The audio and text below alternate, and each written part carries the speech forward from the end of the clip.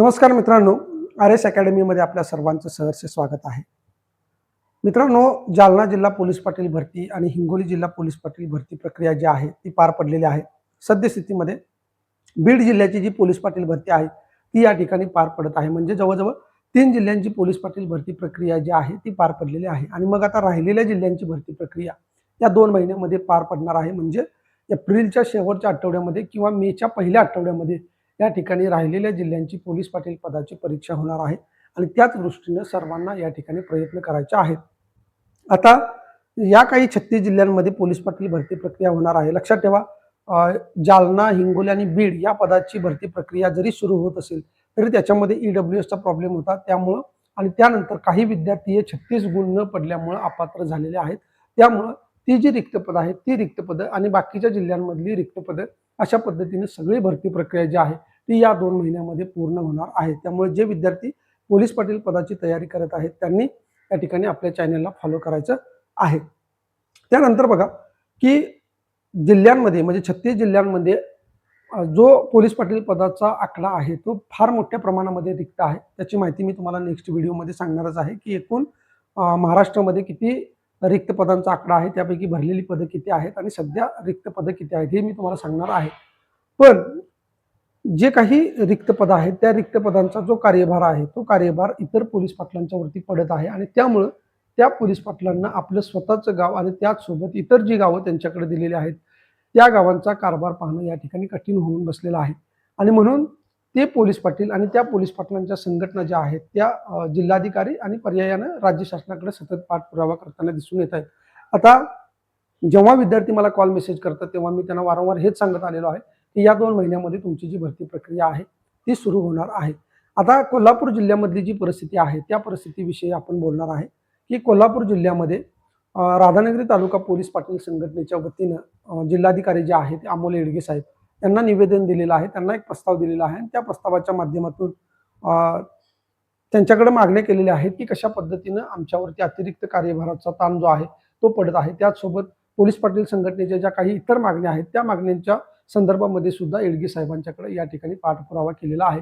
आणि अमोल येडगे यांनी सांगितलेलं आहे की लवकरात लवकर हा जो प्रस्ताव आहे तो आपण राज्य शासनाकडे पाठवणार आहे आणि त्यांची मंजुरी मिळाली की आपण लगेच या भरती प्रक्रियेला सुरुवात करणार आहे. आणि मित्रांनो, निश्चितपणे या 2 महिन्यामध्ये ही भरती प्रक्रिया पूर्ण होणार आहे. कारण 3 जिल्ह्यांची जी भरती प्रक्रिया आहे ती भरती प्रक्रिया पार पडलेली आहे. त्यामुळे कुठल्याही विद्यार्थ्यांनी जे विद्यार्थी पोलीस पाटील पदाचा अभ्यास करत असतील त्यांनी गाफील राहायचं नाही. विद्यार्थी काय करतात की पोलीस पाटील पदाची जी परीक्षा आहे त्या परीक्षेची तारीख जाहीर झाल्यानंतर मग कामाला लागतात आणि मग अभ्यास लागतात.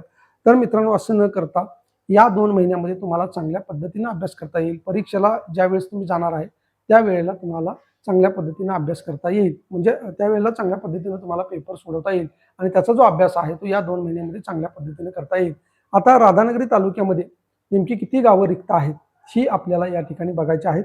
तर रिक्त पदं ज्या गावामध्ये आहेत 33 गावं जी आहेत ती राधानगरी तालुक्यामध्ये रिक्त आहेत. त्या गावांची नावं मी तुम्हाला सांगणार आहे. आता अमोल येडगे साहेबांच्याकडे जो प्रस्ताव पाठवलेला आहे, जे निवेदन दिलेलं आहे त्याच पद्धतीनं शिराळा तालुक्यामध्ये सुद्धा शिराळा तालुका पोलीस पाटील संघटनेच्या वतीनं आमदार सत्यजित देशमुख यांची भेट घेतलेली आहे आणि त्यांना सुद्धा निवेदन दिलेलं आहे.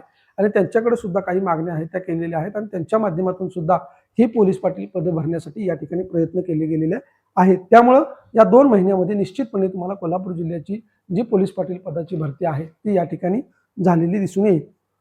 आता राधानगरी तालुक्यामध्ये जी काही 33 गावं रिक्त आहेत त्या 33 गावांपैकी तुमचं गाव आहे का हे बघायचं आहे आणि तुम्हाला लवकरात लवकर पोलीस पाटील पदाचा जो अभ्यासक्रम आहे तो पूर्ण करायचा आहे आणि तुम्हाला या भरती प्रक्रियेमध्ये उतरायचं आहे. तर त्याच्यामध्ये बघा, पहिलं गाव आहे ओलवण, त्यानंतर लाडवाडी, हसने, राशिवडे खुर्द, चापोडी, तरपत तारळे, फेजेवडे, अकनूर, सावर्धन, सावर्डे पाटणकर, सोन्याची शिरोली, पंडेवाडी, खिंडीवरवडे, चंद्रे, गुडाळवाडी, पालकरवाडी, करंजपेन, कसबा वाळवे, आमजाय वरवडे, शेळेवाडी, पिंपळवाडी, तळगाव, कंतेवाडी, अर्जुनवाडा, तारळे खुर्द, कासारवाडा मजरे, कुंभारवाडी, वडाचीवाडी, धामोड, बनाचीवाडी, सोयंबी, नरतवडे, टिटवे आणि डिगस. तर या गावांमध्ये राधानगरी तालुक्यातली ही जी गावं आहेत या गावाचं पोलीस पाटील पद जे आहे ते रिक्त आहे. आणि या गावामधले जे काही विद्यार्थी असतील त्या विद्यार्थ्यांनी आणि संपूर्ण कोल्हापूर जिल्ह्यामध्ये आता मी तुम्हाला सांगितलं की शिराळा, तशाच पद्धतीनं प्रत्येक तालुक्याचं निवेदन जे आहे ते जिल्हाधिकारी यांच्याकडे जात आहे आणि निश्चित मी तुम्हाला सांगतो की मे महिन्याच्या शेवटच्या आठवड्यामध्ये किंवा सॉरी एप्रिल महिन्याच्या शेवटच्या आठवड्यामध्ये किंवा मे महिन्याच्या पहिल्या आठवड्यामध्ये या ठिकाणी पोलीस पाटील पदाची जी काही परीक्षा होणार आहे ती तुम्हाला या ठिकाणी दिसणार आहे. त्या परीक्षेचा अभ्यासक्रम जर तुम्हाला पूर्ण करायचा असेल तर आपला आर एस अकॅडमी जे चॅनल आहे यूट्यूब चॅनल ते फॉलो करा.